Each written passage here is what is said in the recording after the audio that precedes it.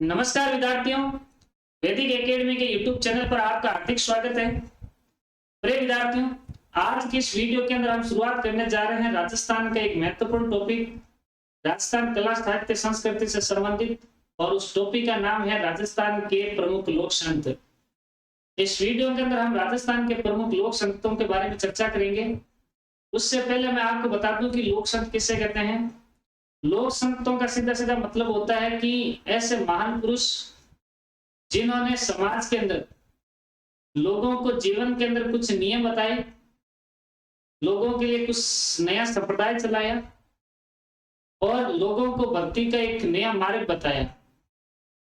ऐसे महान पुरुषों को जो है हम लोक संत कहते हैं। जैसे जाम्बोजी, जिन्होंने विष्णु संप्रदाय की स्थापना की, अपने अन्यों को 29 नियम बताए और भगवान विष्णु की भक्ति के ऊपर जो है बल दिया था। जसनाथ जी, जसनाथी संप्रदाय की स्थापना की, 36 नियम जो है इन्होंने बताए थे। रामचंद्र जी, रामस्नेही संप्रदाय की स्थापना की। दादू दया जी, दादू पंथ की स्थापना की। तो ऐसे महान पुरुषों को जो है हम लोक संतों की श्रेणी के अंदर रखते हैं। इस टॉपिक को हम शुरुआत करने जा रहे हैं आज के प्रमुख लोक संत के रूप में, और सबसे प्रमुख लोक संत सबसे हम पढ़ेंगे और वो बहुत एग्जाम की दृष्टि से इंपॉर्टेंट है। कई बार एग्जाम के अंदर यहाँ से एक सवाल जरूर आता है। हम पढ़ेंगे लोक संत जाम्बोजी।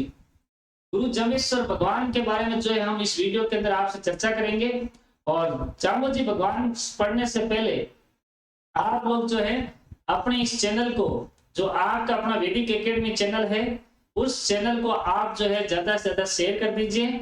और अगर आप ये चैनल मेरा पहली बार देख रहे हैं तो आप जो है सब्सक्राइब कर लीजिए और बेल आइकन्स को दबा दीजिए, ताकि आगे जो भी वीडियो आएगा वो आपको मिल जाएगा। हम बात करते हैं लोक संत जाम्बोजी के बारे में। तो जाम्बोजी के बारे में जब हम शुरुआत करने जा रहे हैं तो जाम्बोजी का सबसे पहले हम पूछते हैं कि इनका जन्म कब हुआ था और कहाँ पे हुआ था। दोस्तों याद रखना, जाम्बोजी का जन्म हुआ था 1451 ईस्वी के अंदर, 1451 ईस्वी के अंदर। और यह जन्म हुआ था, अपनी जगह पड़ती है पिपासर। पिपासर नामक स्थान के ऊपर इनका जन्म होता है। पिपासर नामक स्थान जो है, पिपासर नामक स्थान पर इनका जन्म होता है। और पिपासर वर्तमान के अंदर जगह पड़ती है नागौर जिले के अंदर। नागौर जिले के अंदर 1451 पिपासर नामक स्थान पर संत जाम्बोजी का जो है जन्म हुआ था। कहते हैं कि अगर अपन विक्रमी संवत की बात की जाए तो 1508 विक्रमी संवत और भाद्रपद कृष्ण अष्टमी के दिन, भाद्रपद कृष्ण अष्टमी के दिन यानी कि कृष्ण जन्माष्टमी के दिन जो है लोक संत जो है जाम्बोजी का जन्म होता है। और कहते हैं कि इनका जो पिता है, याद रखना इंपॉर्टेंट है, इनके पिता का जो नाम था वो था लोहट जी पंवार। लोहट जी पंवार, पंवार वंशीय राजपूत परिवार के अंदर इनका जन्म हुआ है। ये जाति से मतलब जो है राजपूत है, तो राजपूत वंशीय परिवार के अंदर जो है जाम्बोजी का जन्म होता है। इनकी जो माता थी, इनकी माता का नाम था हंसा देवी, हंसा देवी, हंसा देवी। और पिता का नाम था लोहट जी पंवार। ये एक बार एग्जाम के अंदर 2016 के जो है उद्योग प्रसार अधिकारी जो पेपर हुआ है उसके अंदर पूछा गया था। सवाल ये पूछा गया था कि लोहट जी और हंसा देवी कौन से लोक संत के माता पिता थे। तो माता पिता किनके थे? जाम्बोजी की। ये सवाल पूछा गया, तो आप आगे इसका थोड़ा ध्यान रखें, हो सकता है आपसे पूछ भी ले।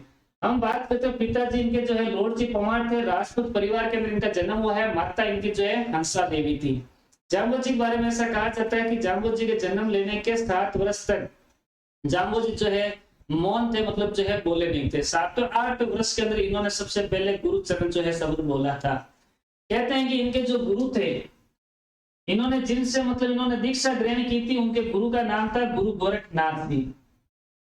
गुरु गोरखनाथ जी, ऐसा कहते हैं कि गुरु गोरखनाथ जी से मतलब जो है जाम्बोजी ने जो है शिक्षा ग्रहण की थी। और जाम्बोजी का जो वास्तविक जो नाम था, बचपन का जो नाम था, बचपन का नाम, इनके बचपन का नाम था धनराज।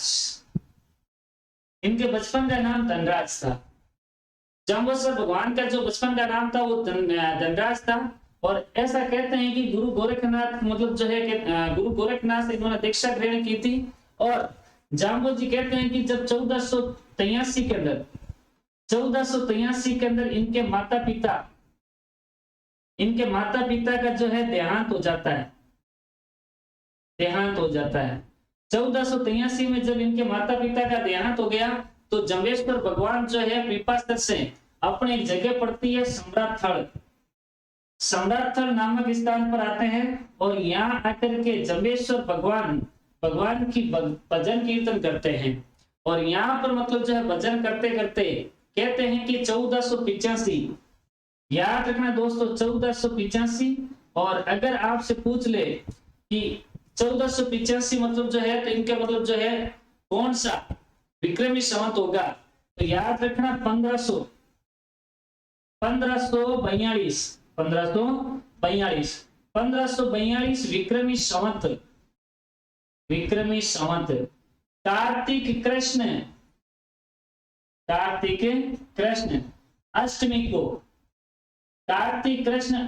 को 1542 के अंदर सम्राट नामक स्थान पर इन्हें ज्ञान की प्राप्ति हुई थी। और जब इनको ज्ञान की प्राप्ति हुई तो सम्राट नामक स्थान पर इन्होंने जो है कहते हैं कि अपने विष्णुई संप्रदाय की स्थापना की थी।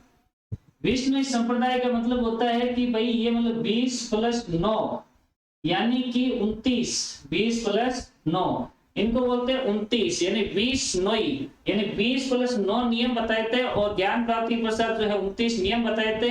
और इनके जो 29 नियमों का जो पालन करते हैं उनको ही हम जो है विष्णुई कहते हैं। कहते हैं कि जम्बेश्वर भगवान ने सम्राट नामक स्थान पर जो है 1485 के अंदर जो है विष्णु संप्रदाय की स्थापना की थी और 29 नियम इन्होंने बताए थे। और 29 नियम इतने सिंपल बताए थे कि एक व्यक्ति जो दैनिक जीवन के अंदर जो बातें मतलब जो सुनता है वो बातें अपनी जिंदगी के अंदर जो पालन करना होता है। जैसे सुबह जल्दी उठना चाहिए और प्रातः काल स्नान करना चाहिए, जो हर आदमी के लिए बस की बात होती है। मतलब इतने ऐसे सिंपल नियम दिए कि जो कोई भी व्यक्ति इसको अपना सकता है। जल्दी उठो, हवन करो, झूठ नहीं बोलना चाहिए, जीव हत्या नहीं करनी चाहिए, हरे वृक्षों को नहीं काटना चाहिए, नीले वस्त्र नहीं पहनने चाहिए। तो इस प्रकार के जो है ऐसे जो है नियम जो कितने दिए थे, जम्बेश्वर भगवान ने दिए थे। नीले वस्त्र का जो है जाम्बोजी ने बिल्कुल ही मतलब जो है विरोध किया है, का नीले वस्त्र नहीं पहनना चाहिए, क्योंकि नील की जब खेती की जाती है तो वो भूमि जो है बंजर हो जाती है।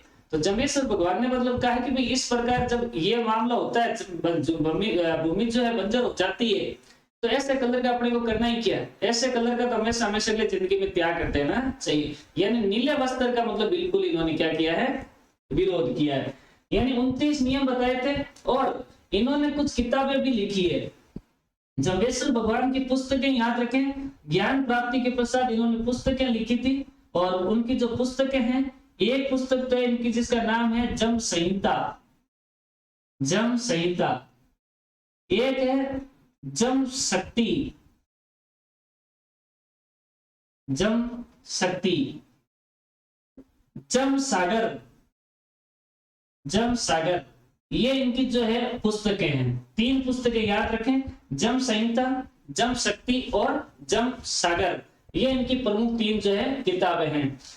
इन्होंने जब लोक संत जाम्बोजी ने पर्यावरण को बचाने के लिए, हरे वृक्षों को नहीं काटने के लिए और पर्यावरण का ज्यादा से ज्यादा मतलब जो है बढ़ावा देने के लिए लोगों को पर्यावरण का महत्व बताया था। इसलिए इनको कहा जाता है पर्यावरण वैज्ञानिक के बारे में जो है बताया था। मतलब जो है संत जम्बेश्वर भगवान ने लोगों को हरे वृक्षों को नहीं काटने और ज्यादा से ज्यादा पेड़ पौधों को लगाने का जो है कार्य सौंपा था। ऐसा इनको जो है कहा जाता है क्या, पर्यावरण वैज्ञानिक। ऐसा कहा जाता है कि संत जाम्बोजी के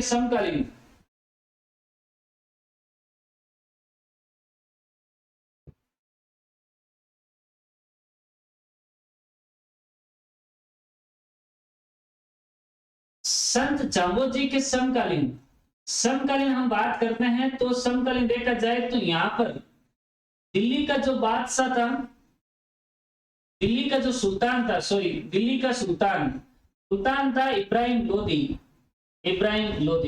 दिल्ली का सुल्तान इब्राहिम लोदी था। मेरता का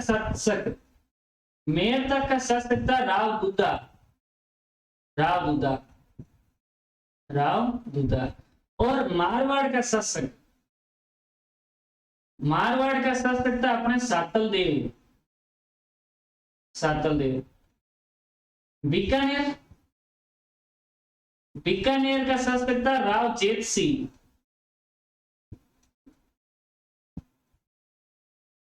राव जेठ सिंह बीकानेर का जो है शासक था। तो ये मतलब जो है समकालीन जो है उस समय जो है जाम्बू के आसपास जो है शासक थे।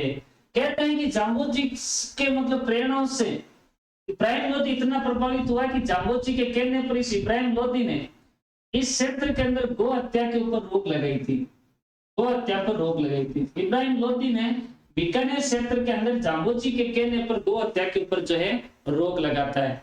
जाम्बू के बारे में हम और कुछ बातें पढ़ते हैं, इंपोर्टेंट चीजें। तो याद रखें दोस्तों, जाम्बू 1526 अपनी एक जगह पड़ती है मुकाम, जिसे मुकाम वर्तमान मुकाम कहते हैं, और ये जगह पड़ती है बीकानेर में। मुकाम नामक स्थान पर 1526 के अंदर इनको समाधि दी गई, समाधि दी गई।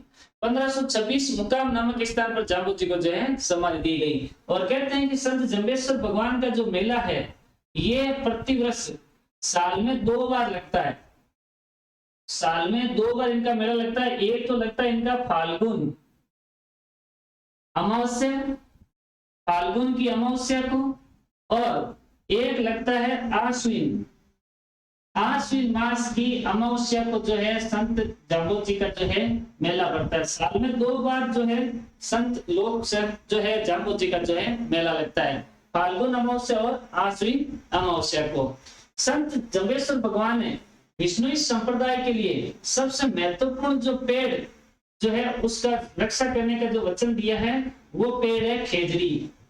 खेजड़ी के वृक्ष का जो है सबसे ज्यादा जो है महत्व जो है जम्बेश्वर भगवान ने दिया है। और इसलिए तो खेजड़ी की सुरक्षा की खातिर 1730 ईस्वी के अंदर अभय सिंह के समय खेजड़ी नामक स्थान पर अमृतादेव विष्णु के नेतृत्व के अंदर खेजड़ी वृक्ष की रक्षा करते हुए 363 महिला पुरुष जो है अपना बलिदान दिए थे। तो जम्बेश्वर भगवान के जो अनुयायी हैं वो मतलब खेजड़ी के वृक्ष की ज्यादा रक्षा करते हैं। 1526 के अंदर इनका मुकाम के अंदर इनको समाधि दी गई थी। इनके जो कुछ प्रमुख मंदिर है, प्रमुख मंदिर याद रखें, इनका जो प्रमुख मंदिर है, एक तो इनका मंदिर है पिपासा, दूसरा सम्राथा, तीसरा मुकाम। एक अपने रामड़ावास के अंदर जोधपुर के पास एक जगह पड़ती है रामड़ावास, यहाँ पर भी इनका जो है मंदिर है। एक अपने जगह पड़ती है जांगलू, जांगलू बीकानेर के अंदर जगह है, यहाँ पर भी मतलब जो है इनका जो है मुख्य मंदिर है। एक जगह पड़ती है जाम्बा, जाम्बा फलोदी, जाम्बा फलोदी जोधपुर के अंदर जगह पड़ती है, यहाँ पर भी मतलब जो है यहाँ जो है इनका मंदिर है। और एक अपने जो है नागौर क्षेत्र के अंदर एक जगह पड़ती है रोटू, रोटू के अंदर भी जो है इनका मंदिर है। तो ये जाम्बू जी के बारे में कुछ इंपॉर्टेंट बातें थी जो अपन ने इस वीडियो के अंदर जो है चर्चा की है। प्यारे विद्यार्थियों, इस चैनल को ज्यादा से ज्यादा लाइक, शेयर और सब्सक्राइब करना ना भूलें। धन्यवाद। जय जम्बेश्वर।